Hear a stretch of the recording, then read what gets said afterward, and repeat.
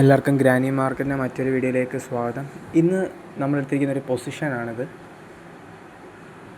ഇതിപ്പോൾ എടുത്തിരിക്കുന്നത് നിഫ്റ്റി ബാങ്കിൻ്റെ ഒരു പൊസിഷനാണ്. നിങ്ങൾക്കിവിടെ കാണാൻ പറ്റും. സ്ട്രൈക്ക് എന്ന് പറയുന്നത് 5200 പുട്ട് ഓപ്ഷനാണ് നമ്മൾ എടുത്തിരിക്കുന്നത്. അപ്പം നമുക്ക് കിട്ടിയിരിക്കുന്ന നമ്മുടെ എൻട്രി എന്ന് പറയുന്നത് ആൾമോസ്റ്റ് നിങ്ങൾക്ക് ഞങ്ങളുടെ റിസ്ക് റിവാർഡ് റേഷ്യോസ് നോക്കാൻ പറ്റും.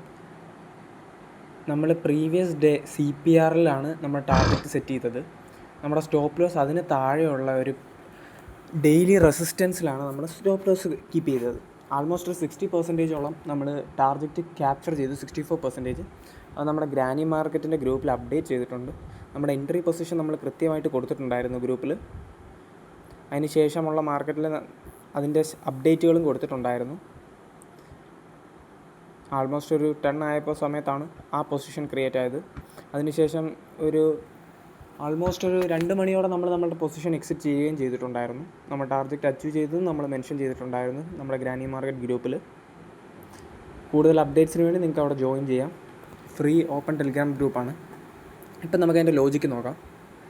ഇതാണ് മാർക്കറ്റിൽ ഫസ്റ്റ് ഡേ സ്റ്റാർട്ട് ചെയ്ത ക്യാൻഡിൽ. ഒരു ബിയറിഷ് ക്യാൻഡിലായിരുന്നു ഉണ്ടായിരുന്നത്. അത് സപ്പോർട്ട് എടുത്തിരിക്കുന്ന റേഞ്ച് നിങ്ങൾക്ക് നോക്കാൻ പറ്റും. അവിടെ ഒരു സെക്കൻഡ് R2 റെസിസ്റ്റൻസും ഉണ്ടായിരുന്നു, ഒരു വീക്ക്ലി പിവോട്ടും ഉണ്ടായിരുന്നു.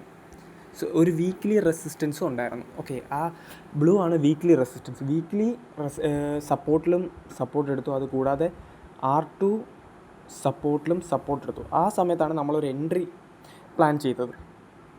അവിടെ ഒരു റീടെസ്റ്റ്മെൻറ്റ് നടന്നു. ആൾമോസ്റ്റ് ഒരു 3rd ക്യാൻഡിലാണ് നമ്മൾ എൻട്രി ചെയ്തത്. ഇത് നമ്മൾ നോക്കുവാണെങ്കിൽ ബാങ്ക് നിഫ്റ്റിയുടെ ഇൻഡെക്സ് ചാർട്ടാണ്. അവിടെ നമ്മൾ എൻട്രി കൺഫേം ചെയ്തത് എങ്ങനെയാണ് നമുക്ക് അവിടെ നോക്കാൻ പറ്റും. അവിടെ ഡെയിലി മാർക്കറ്റ് ഓപ്പൺ ചെയ്തത് ഒരു ബുള്ളിഷ് ക്യാൻഡിലാണ്.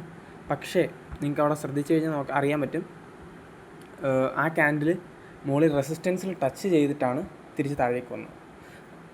കണ്ടോ, റെസിസ്റ്റൻസിൽ ടച്ച് ചെയ്തിട്ടാണ് താഴേക്ക് വന്നത്. അവിടെയും നമ്മളെവിടെ റെസിസ്റ്റൻസ് ടച്ച് ചെയ്തു, ഒരു വീക്ക്ലി റെസിസ്റ്റൻസിലും ടച്ച് ചെയ്തു, ഒരു R2 റെസിസ്റ്റൻസിലും ടച്ച് ചെയ്തു. ഇപ്പുറത്തെ എവിടെ ടച്ച് ചെയ്തു, R2 സപ്പോർട്ടിലും ടച്ച് ചെയ്തു, വീക്ക്ലി പിവോട്ടിലും സപ്പോർട്ട് എടുത്തു. ഓക്കെ, മനസ്സിലായോ അതിൻ്റെ ലോജിക്ക്? നല്ലൊരു മൂവാണ് നമുക്ക് കിട്ടിയത് മാർക്കറ്റിൽ. നമുക്ക് രണ്ട് സൈഡിൽ ചാർട്ട്